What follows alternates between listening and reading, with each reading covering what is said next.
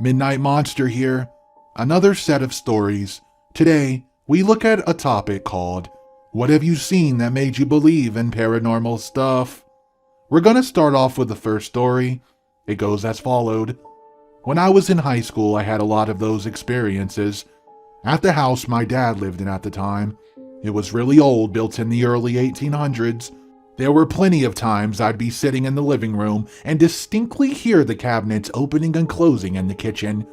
It was just me and my dad that lived in that house, and you could clearly see when his bedroom door was shut and he was asleep. But I would still hear it. Normally, my dad worked 7 to 3, but occasionally worked the PM or overnight shift. One night, he was working until 11. I was 17 at the time, around 8 o'clock or so, and I'm sitting in my room playing Borderlands, and I think I hear footsteps coming from the living room, which was adjacent to my bedroom, and I assume my dad's home early and I go back to playing Borderlands. I keep hearing the steps, so I pause the game and listen. The footsteps are just slowly pacing back and forth between the living room and the kitchen, in a steady rhythm. I laid in bed scared shitless and actually counted the steps. Every time it took 15 paces to the living room, it would go 15 back to the kitchen. Needless to say, I did not fucking sleep that night. I had another situation at my mom's house about 2 years prior to this. Out of nowhere, my alarm clock would go off at midnight every night, and I assumed it was busted and got rid of it. Fast forward 2 years and my mom gets another brand new alarm clock for my room, also when I was 17. Suddenly, the alarm goes off at midnight. I thought nothing of it, turned it off. Well, happened again the next night. And then my sister pointed out the old one I had that did it too. So I checked and made sure no alarms were set, double checking it at 11:56. Sure enough, like clockwork, 4 minutes later my alarm goes off. Freaked out, I threw it out. The next night was my dad's night to have me, and I had a buddy of mine over and my dad was working that night.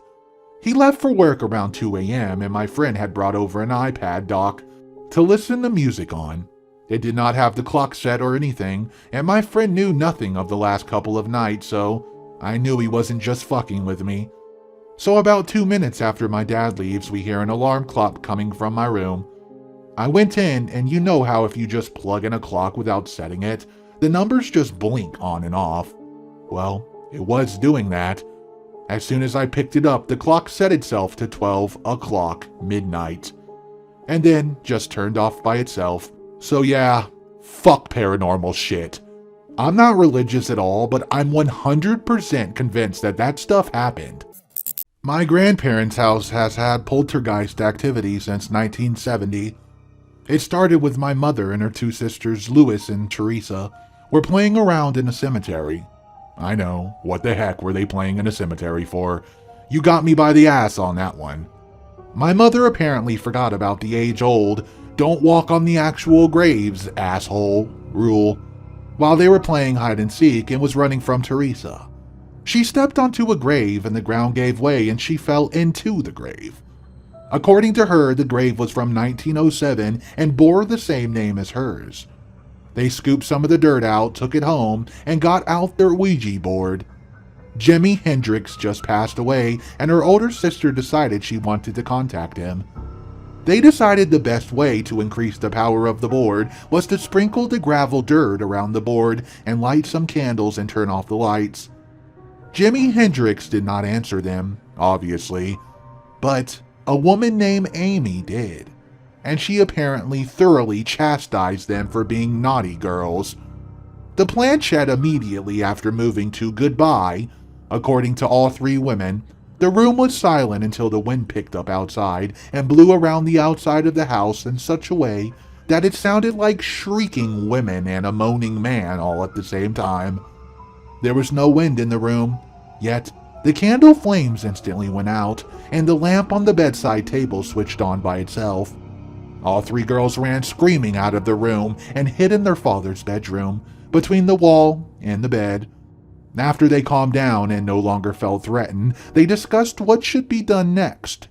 They all went back into Louis's bedroom, where they had been performing the scene, Brush the dirt into a linen handkerchief, retrieved the board, retrieved salt and matches from the cupboard in the kitchen, and went back outside.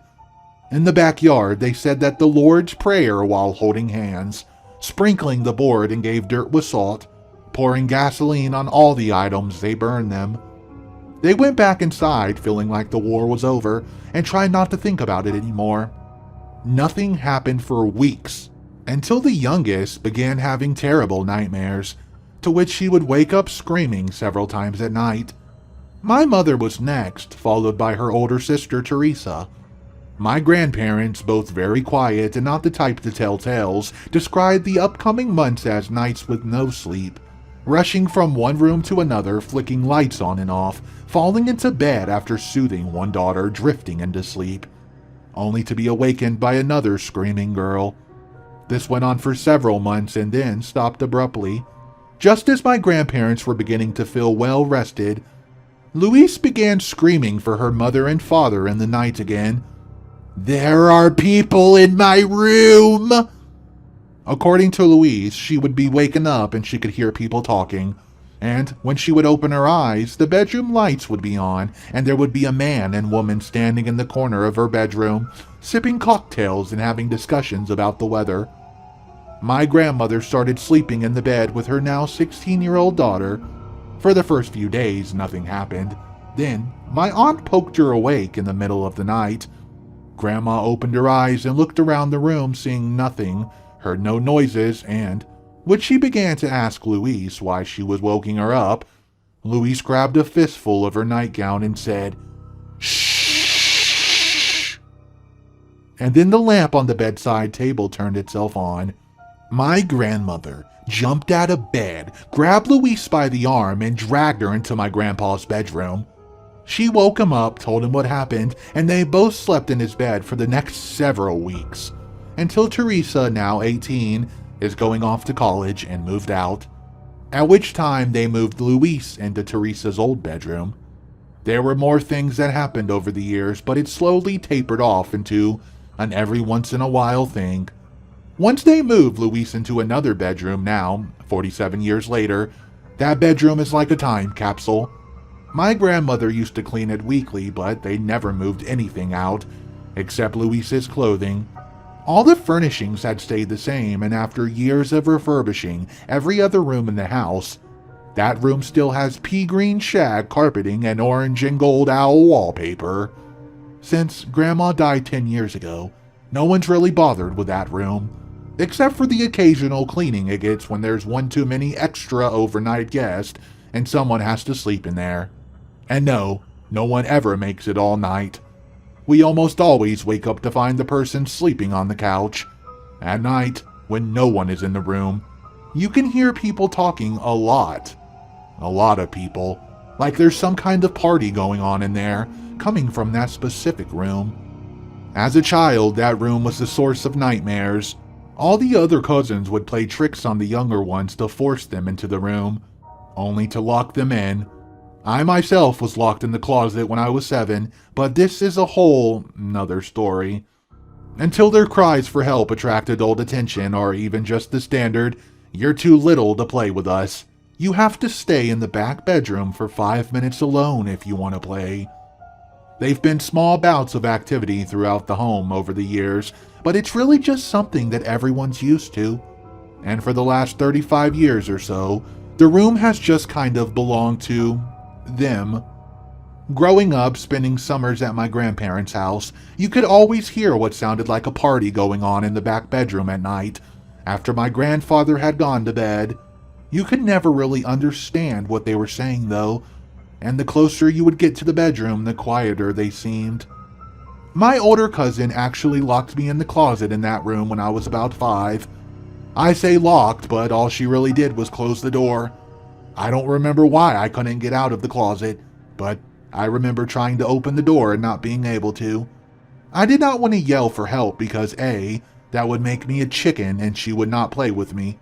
B, it would get her in trouble and she wouldn't want to play anymore, so I sat on the floor of the closet with my back to the wall.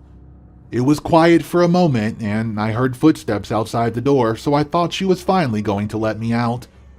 But she didn't. According to her and everyone else in the house, she had gone outside to ride her bike. I heard the wire coat hangers start moving back and forth across the rail on their own, scraping back and forth. And then an old doll fell off the top shelf and landed in front of me. It was the kind that had the little sound box inside it, and when it landed on me, I looked into its little plastic face and it said, "Mama." I started screaming bloody murder and pounded on the door, and my grandfather came to the rescue. I remember hearing him run down the hallway and seeing him sling the door open. It was really traumatic for me, but probably not as traumatic for my cousin.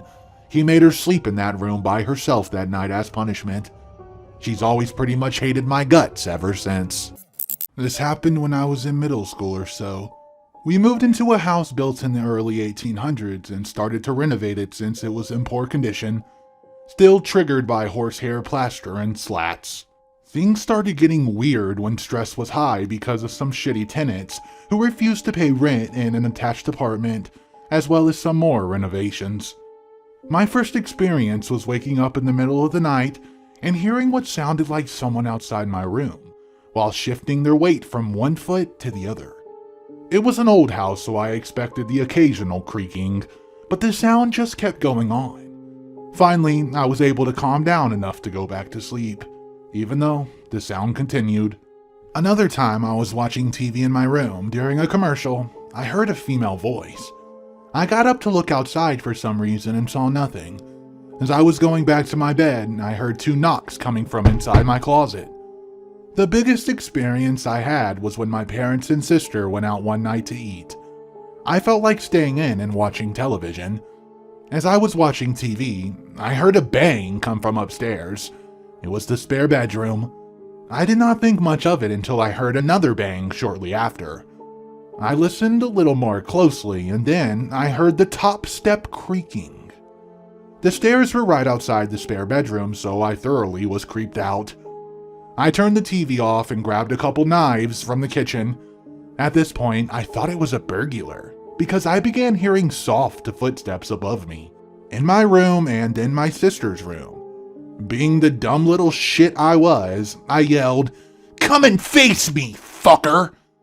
As can be expected, nothing replied. I called my buddy up the road to come down to provide support. When he got to the house, we both go to the spare bedroom. The spare bedroom leads to the attic and also to my parents' room. We were in the spare bedroom and I started to tell him what was going on. Suddenly, he told me to shut up. I stopped talking and then heard a noise that I can only describe as a gargle right behind me. My friend looks at me, and I look at him, and we proceed to nope the hell out of there. I don't know why I did not call the cops, but I think it was because I was afraid they would show up and find nothing, making me look like an idiot. I was very self-conscious back in that day. I was born and raised in South, rural Georgia. To be specific, less than an hour away from Savannah. It's a very spiritual region. You grow up with Baptists, and you learn that there are some otherworldly forces out there that can protect you or mean you real harm. An example of the former. When I was real young, we had a tornado come through in the middle of the night, and my little sister slept through the whole thing on the couch with our new puppy, Genevieve. The following morning, it was pure devastation everywhere. Trees down, lines down, a fallen trunk had crushed in my aunt's car clean in half. But there was not a scratch on our little trailer. It was like a barrier had been placed around us, like some benevolent force had raised a hand and stayed destruction from us so thoroughly, the raging storm never even woke us. Now, for an example of the later. My mother is one of those empath things. She doesn't necessarily see dead folks, but she can feel when the spiritual pressure begins to build. For years, when I was young, she would be bedridden all the time with migraines and immense headaches. She and my dad did not tell me why. Why would they? But they believed there was a lot of energy coursing through the backwoods area. I told them once that the hall window made me nervous at night, and the next day my dad had a NASCAR flag pinned over it. It wasn't until years later that they told me about that thing that had it out for us. Looking back, I understand it now. Some of those bad entities, they can tell when you can sense them.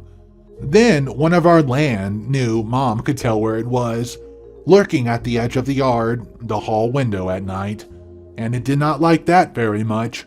It would target my mom specifically. It was part of why her head hurt all the time. It would take her paper plate out of the trash can in the closet at night and leave it on the counter for Dad to find it. That kind of thing. One night, my dad encountered it for himself. He woke up in the middle of the night and was having a smoke in the kitchen when he noticed something through the window. He stepped out into the front porch and there it was. A black shape just sitting on the edge of our trampoline a few yards beyond the reach of our porch light. He told it firmly to beat it. Leave and stop messing with his wife and kids and leave us alone.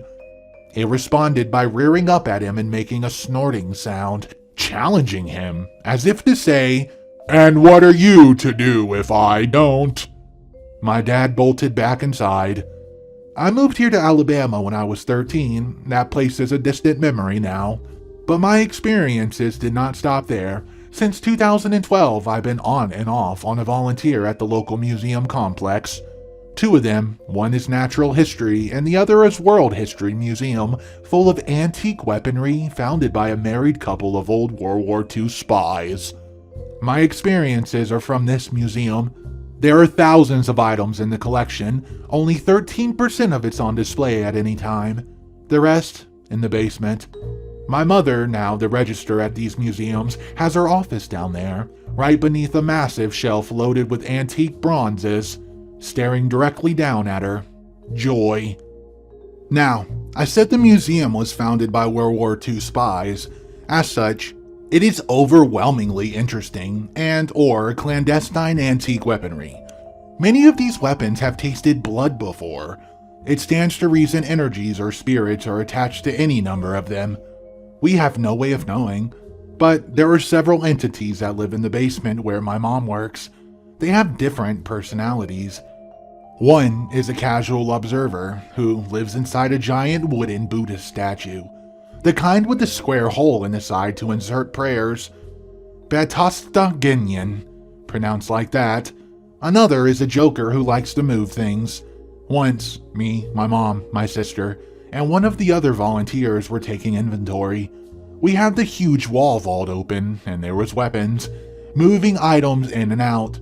My sister goes to put a crossbow back in a corner of the vault when she turned around and an old can of survival water that had been in this corner had moved. It was then on the floor in the middle of the aisle behind her, with the label facing directly to her. She thought one of us had done it as a joke. We three were all the way at the other side, near Mom's desk. Lastly, there's the mean one. He doesn't like you, he doesn't like anyone. He is a being of invisible, concentrating hate and malice. My mom calls him Big Nasty. He will push over dangerous weapons near you, or more commonly, he will rush you.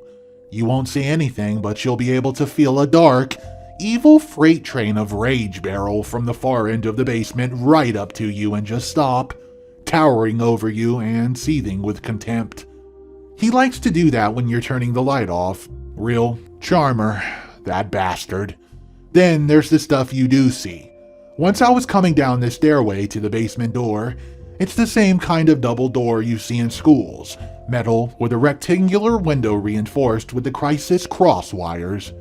As I stepped onto the final landing at the top of the last flight from the bottom, I turned to face the door. From my position, for a fraction of an instant, I saw someone move away from the window. It was so fast that my brain did not register hair color or skin, or even clothing. Literally, nothing distinguishable other than a human shape, leaning away from that window. Me, I thought it was my mom peeking while waiting to startle me, as she does that sometimes for funnies. When no one peeked again, I slowly moved my way down and pushed the door open. I round the corner and she's at her desk. I fill her in and she just nods, says, "It happens all the time." It's very hard to describe what happens when it happens. You see movement, but there's nothing there. But how can nothing move? It's mind-bending seeing what you thought was a head of red hair moving between two shelves, only to dissolve in midair before your brain even gets the shit together. Then of course there's the touching. I should note, it isn't confined to the basement. You could be on the second floor of the World War exhibits and feel someone run a finger up the back of your arm. Other times, it's not as mind, you'll actually get a push. To sum up, I'm a very logical person. I believe in science, and I'm very grounded. But I grew up being shielded from dark forces by my Baptist elders and have spent my whole life bathed in superstition and witnessing shit like you would not believe. I believe we live in reality, but I don't think we as beings are fully attuned to what reality is 100%. I think we only see a narrow vertical slice of the real world. We rub elbows with gods and demons every day without even knowing it. I'm part of an amateur ghost hunting and paranormal investigation group. I'm mainly a skeptic, and my first step is always debunking. We were investigating at a site that we've been to quite a few times, a private business that was housed in a building that was originally a brothel in the 1800s. The basement of this building was always quite creepy, and you could see the original foundation as well as some tunnels that had been filled in. I was sitting at the top of the steps leading down to the basement. A teammate of mine was sitting at the bottom of the stairs. We were just listening for anything weird and had the recorders going. The area was dimly lit from the electronics going on. After some time, something shouted in my right ear, in a language I did not understand, and I was grabbed by the neck and pulled downwards. This freaked me out a bit, and I scrambled up the stairs pretty quickly. My teammate, what the freak, did and asked me what was up. I told him what I experienced. He did not see or hear a thing. There were no animals on the site and no evidence of any being present could be found. I worked the third shift, so I couldn't really attribute it to being tired or anything, and this was fairly early on in the investigation anyways. Not outright saying it was a demon or ghost, or something, but I can't readily explain what happened to me. Midnight Monster here. There's still 3 more stories left to get into. If you're enjoying the story so far today, make sure you press the like button and subscribe, as Midnight Monster will be dropping daily videos of the most creepy, unexplained, paranormal, murder mysteries, or just downright dreadful stories. I was never a believer in ghosts until I went to boarding school. One night, shortly before 9 p.m., I ran down the faculty in charge desk to ask if the library was still open, because, well, I needed to print something off. Whomever it was said yes, they thought so. I went down towards the library. To get to the library, you had to pass through a set of double doors that were usually open. Once you passed the doors, there was a set of stairs going up to a sun deck, and a set going down to what once had been a pool. Beyond the stairs was a brief hallway, then the library. So I walked down towards the library. The double doors were closed. I pulled on one, and it's still open, so thinking nothing of it, I continued on to the library. I got to it, and it was closed. I turned around and walked back to the double doors and found the lock from the inside. The doors have windows, forgot to say that. I figured sooner or later someone would walk down the hall that led to the doors, and I could just yell to get their attention. I'm standing there watching the hallway for someone for about 10 minutes. When I hear the sound of footsteps coming up from the aforementioned pool area, I turn expecting to see someone who can possibly let me out. Then the footsteps go running past me and I hear, "Let's go play on the sun deck!" And I can clearly see no one is there. I started screaming bloody murder and banging on those doors. Someone finally heard me and let me out. I figured everyone would think I was nuts if I told them, so I just said I was afraid because I was locked in. Later in the school year, I found out my school had been once a school for little girls in the late 1800s, and 2 little girls died by falling off the sun deck.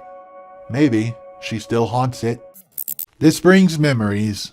Well, when arrived in Mexico, I was about 11 or 12 years old. I went to live with my aunt for a few years. Big, nice 2-story, 3-bedroom house. Let's say my aunt got on a few people's bad sides, and those people were a fan of witchcraft. black magic, all that jazz, that try to find logical explanations for once they happen. My aunt and her husband left for a small vacation to Matzelen, and just me and my 2 cousins were left in the house. One morning, we found a black rooster dead outside the house. We did not think anything of it and just cleaned and got back to business. That night, we heard the front door bust open. It was a heavy door with metal frames, and you'll probably need some tool to bust that baby open. My female cousin, who was 12, that we'll call AC, came crying into my male cousin's room. We'll call him JC, being the oldest man-child in the house. I took it to myself to check what was going on, so lead a scout down the stairs to see what was happening. If you angle just right from the stairs, you can see straight to the front door, which was intact. Well, the moment I reached the ground floor, all the lights went out. The kitchen cabinet started shaking, opening and closing and slamming shut. We ran back to JC's room and shut the door, barricading it with what we had. A few dressers, a laundry basket, 2x4, and we started hearing someone running up the stairs, scratching at the door, and going into AC's room. We had pretty thick walls, and hearing now something sniff the room and tear it to pieces. The lights come back on, and AC was crying her ass off, and JC was paralyzed by fear. The temperature became very chilling, and you could taste the tension. I was so pale as a ghost. We decided to play Halo 3 to try to drown out the noise. We turned on the TV, which turned off a few times, but after a while, it started working. We must have passed out, but when we awoke the next morning, my aunt had already arrived and people began checking the house. Moved out and went to my grandma's, which they have now a few stories to tell about some good scares, some legends about that house. A few weeks later, my aunt and I overheard my aunt saying something about a portal in her bedroom that was welcoming something. I think they took a priest to clean the place, and that's about it. This happened when I was about 3 to 5 months pregnant with my son in 2012. It was a cold, dark night in October. I had gone over to my best friend's house, and after spending all afternoon gossiping and watching foreign films, I realized it had gotten too dark for me to drive home. Country roads have little to no light, so I decided to spend the night. It was around 10 p.m. when my best friend's mother came into the room and asked us to turn off the lights and TV so we could go to bed. I tried to sleep but was too restless to get into a comfortable position. So I started a conversation with my friend about where she pictured herself in 10 years. I was laying on the left side of the bed, her chihuahua was in the middle, and my friend lay on the right side. The only light in the room came from a small, black alarm clock with the bright red numbers. My best friend had just started telling me about what major she had switched over to when we first noticed it. At the edge of the bed, the blanket had been lifted and we noticed something crawling towards us. Underneath the single blanket that we shared, we both laid perfectly still as it made its way towards us. Our eyes remained focused on the movement and we felt the bed sinking with the pressure of whatever was crawling underneath. It seemed to grow larger and we started to make out what looked like shoulders and a head. Her chihuahua came out from underneath the covers and looked at the object as if it reached the end of the blanket. Suddenly, a bright orb of light came out and lingered by our heads for a few seconds, dancing in between us and then flying up over us, hitting the wall and, well, disappearing. We looked at each other in disbelief for a few seconds when I noticed more movement at the foot of the bed. It was then that I saw a brown-eyed little girl with short curly hair. She was looking at me, confused. I couldn't move. In the background, I hear my friend trying to make sense of the situation, but my gaze remained fixated on that girl. It was at that point my friend became incoherent to me. She might as well have been talking in another language. I just stared at that girl, her confused face, wondering who she was, what she wanted, how she got here. Suddenly, my friend said something that caused me to turn to her. Annoyance was evident in my voice as I asked her, "What did you want?" When I looked back around to where the girl had been standing, she was gone. I felt scared of the unknown, and although I could no longer see her physically, I could still sense her presence. I could feel where she was standing, at the edge of the closet, watching me with a newfound curiosity. I could sense her facial expression and that smirk. she got as she realized I could feel her too. It hadn't been so dark outside. I hadn't been so scared of her appearing in my rearview window. I would have left that house that night, but I didn't. Instead, I laid back in bed, facing her, watching, waiting until I finally fall asleep. Okay guys, Midnight Monster here. Those were stories of very creepy paranormal events that, well, some just can't explain.